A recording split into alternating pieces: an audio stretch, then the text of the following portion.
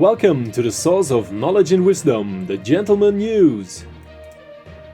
Today's show is about the Esperia Talon, everything there is to know about the RSI Perseus, as well as smaller innovations and new features that we have in store. And also the 3.12 must not be forgotten. This one is still a bit to come, because there is currently still a so-called black screen, a game breaker, so the first wave is not yet led on the PTU. But this problem should be fixed in the near future, and then we will have the pleasure to test version 3.12 with its extensive features. And one of these features of the 3.12 is the new Esperia Talon. This is a small alien fighter from Esperia and comes in two versions. As Talon with a very strong cannon and relatively small rocket payload, or a Shrike version where the rockets are the main armament, but the cannons are relatively weak.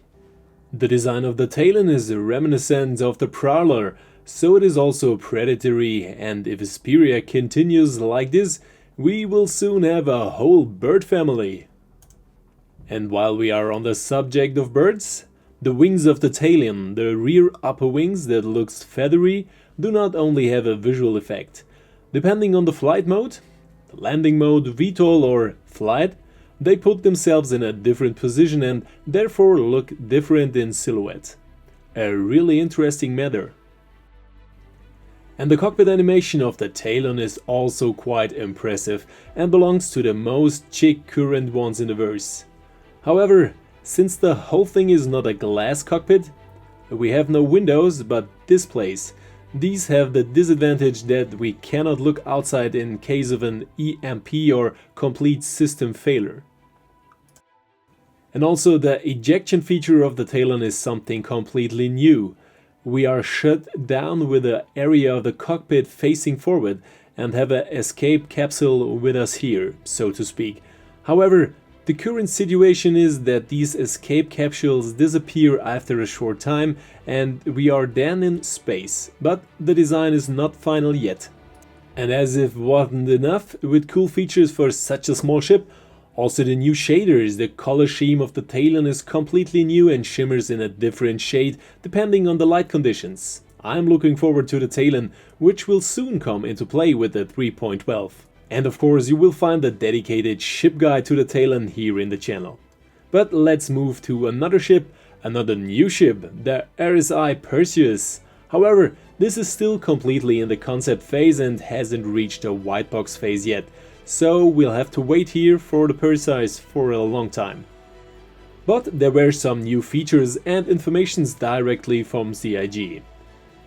The size 7 cannons of the Perseus, for example, are ballistic by default, but the ammunition type is changeable. Also the cannons of the level 7 are big enough to fight against big ships and cause damage to them. So the Perseus can also be used against a Kraken, a Polaris or an Idris. However, one should not expect that a Perseus can destroy them directly, but rather that it can selectively switch off individual components. We are dealing with a small sniper, so to speak.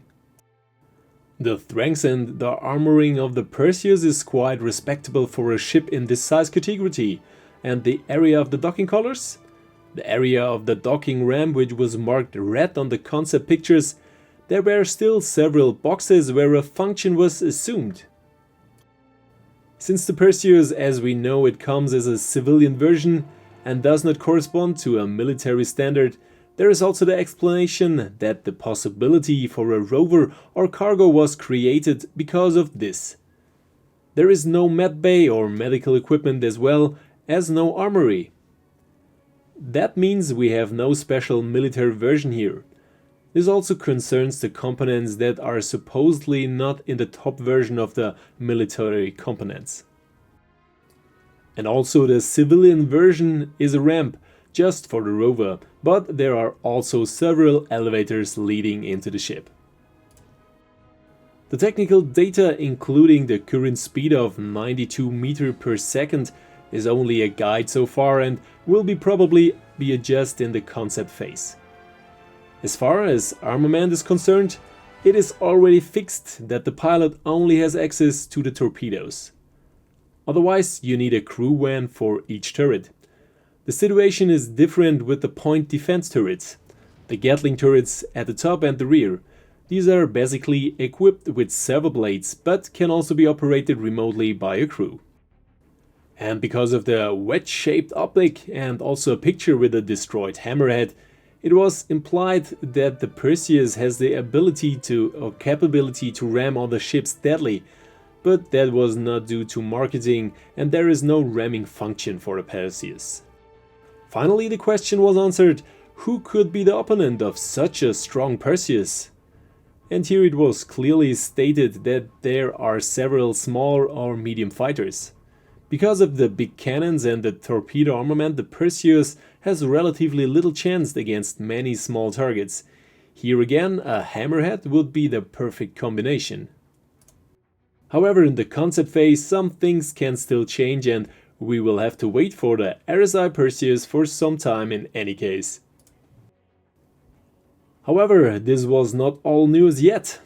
The Gladius will again be one of the first ships to be tested with the new component access system. This means that every component will be equipped with a flap or opening from the outside of the ship and will be accessible from the outside.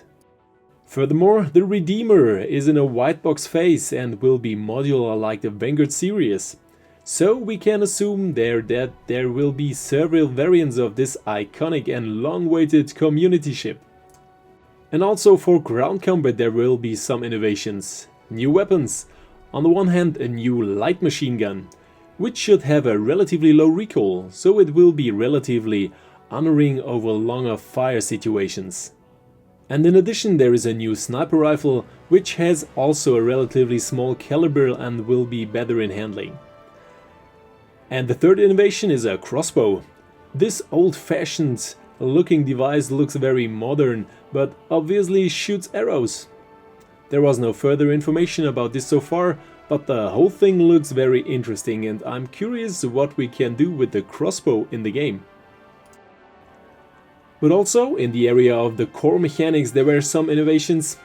A little insight into the new shield technology. This has been redesigned and improved, has received some optical upgrades, and shield holes should be a thing of the past. Especially owners of a Constellation should be happy about this news. When the whole thing will be released is not yet known, but it looks quite advanced. And also in the area of the optical improvements of the planets and general structures, there were some new things to see. Planets and surfaces and especially water and liquids were shown first. To what extent these will appear in the game, that is still to be seen. The optical improvements are definitely very promising and make you want to see more. And for the water animations, it was explicitly impressed that this is a rough draft and would not reflect the finished result. Also to the player bases. To self-created structures on planets or moons, a white box phase was shown again, in which some structures were already in place, giving a foretaste of what will be possible later in the game. And just the fact that we are not looking at an artwork or 2D concept here, but could already see 3D rendered video material with interiors, lights and also the corresponding proportions, gives hope that the player-based systems or generally other structures on planets will not be long too incoming. I was also for my part surprised how advantaged this material was already. I say thank you for your interest and I hope to see you again at the next Gentleman News. We say goodbye and as always, see you in the verse.